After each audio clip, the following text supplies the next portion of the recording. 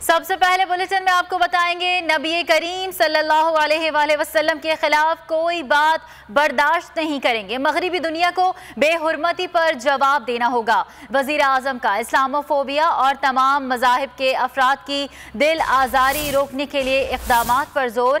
इमरान खान ने इस्लामी ताउन तंजीम के रुकन ममालिक के सफ़ीरों से खिताब में कहा कि दुनिया में इस्लामोफोबिया में इजाफा हो रहा है।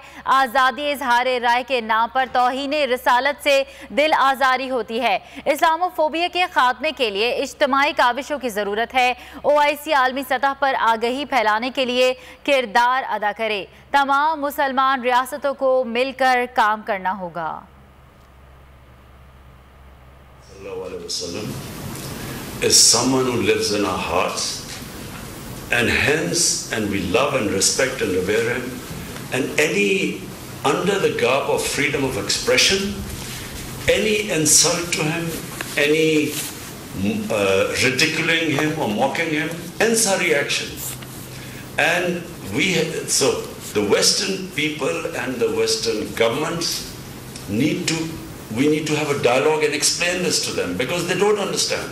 The level of Islamophobia has increased all over the world, and you have seen the way they have, the gulf is widening.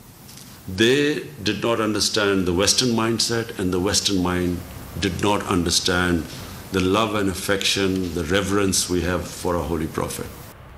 अहम खबर आ रही है। 249 ज़िमनी इलेक्शन में वोटों की दोबारा गिनती की दरखास्त पर फैसला महफूज कर लिया गया है। इलेक्शन कमीशन में फरीकैन के दलाइल मुकम्मल होने पर फैसला महफूज किया गया। बोल न्यूज़ के नुमाइंदे अकील अहमद हमारे साथ मौजूद हैं। मजीद उनसे जान लेते हैं। अकील, बताइएगा फैसला कब सुनाया जाएगा? बिल्कुल, इलेक्शन कमीशन की जानिब से जो मुस्लिम लीग उम्मीदवार मिर्ज़ा इस्माइल की जानिब से वोटों की दोबारा गिनती की दरख्वास्त थी, उस तरफ से कुछ देर कबल जो है वो इलेक्शन कमीशन में समाअत मुकम्मल हो गई है, दलाइल मुकम्मल हो गए हैं।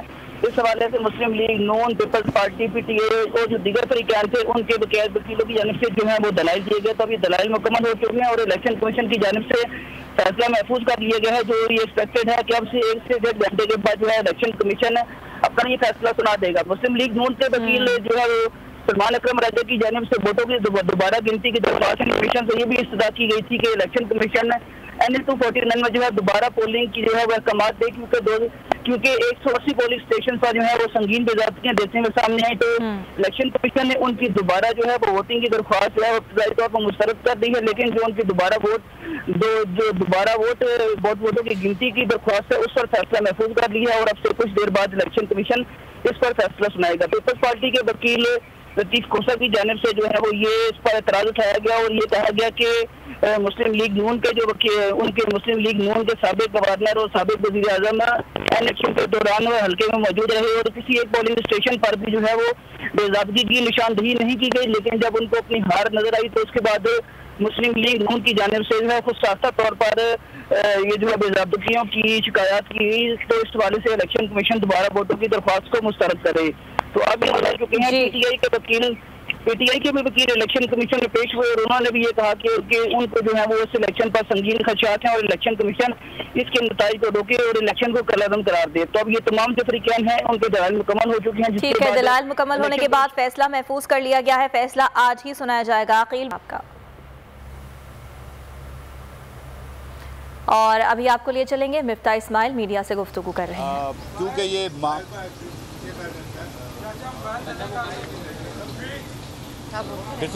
क्योंकि हमने ये सारे हमारे जितने भी तहफ़्फ़ुज़ात हैं उनको डॉक्यूमेंट के साथ जमा करवा दिया है। क्योंकि ये फ़ैसला महफूज कर लिया गया है और मामला सब जुडिस है, इसलिए मैं केस के ऊपर बात करने से आपसे माज़रत चाहता हूँ, लेकिन मैं एक जनरल गुफ्तगू करके ये आपको बता सकता हूँ कि हमने जो तहफ़्फ़ुज़ात जमा कराएँ और जो शवाहिद जमा कराएँ इसमें 167 फॉर्म 45 जमा कराए हैं जो हमको इलेक्शन कमीशन से मिले हैं, जिसमें किसी भी पोलिंग एजेंट की साइन नहीं है। यानी हमने 167 अपने पास से और इलेक्शन कमीशन के पास से जमा कराए हैं। दोनों फॉर्म्स के ऊपर किसी के ऊपर भी एक भी पोलिंग एजेंट की साइन नहीं है। 276 में से अगर 166 अगर साइन 67 अगर साइन ना हो तो मेरे ख्याल से एक ये बड़ी बेज़ाब्तगी बनती है।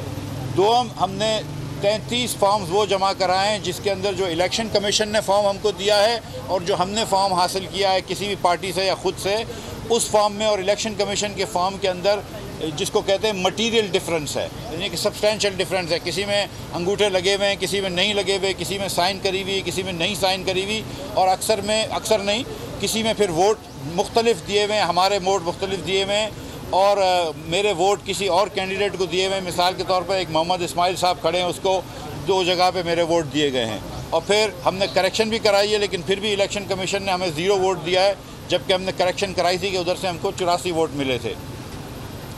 इसके अलावा हमने ये भी बताया कि हमको कोई भी फॉर्म 46 नहीं मिला है, और हमको भी नहीं मिला और किसी भी और कैंडिडेट को नहीं मिला फॉर्म 46, जो कि बहुत ज़रूरी होता है ये अकाउंटिंग करने के लिए कि फॉर्म 45 के अंदर कितने बैलेट्स आए थे, कितने बैलेट्स वापस गए हैं, ताकि कोई किताब चोरी ना हो सके या प्रिजाइडिंग ऑफिसर जो हैं वो ख़ुद से वोट ना डाल सकें सील करने से पहले बैग को। तो ये फॉर्म 46 बहुत ज़रूरी होता है, वो भी नहीं मिला है।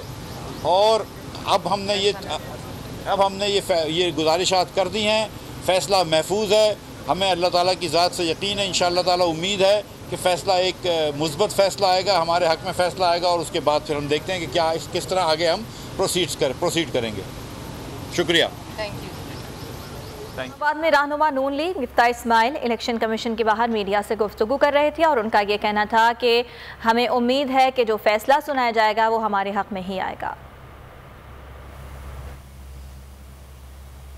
पीपल्स पार्टी के रहनुमा मंजूर वसान का कहना है कि कराची के हल्के एन 249 के ज़िमनी इलेक्शन में PTI वाले गलत फहमी का शिकार होकर हार गए।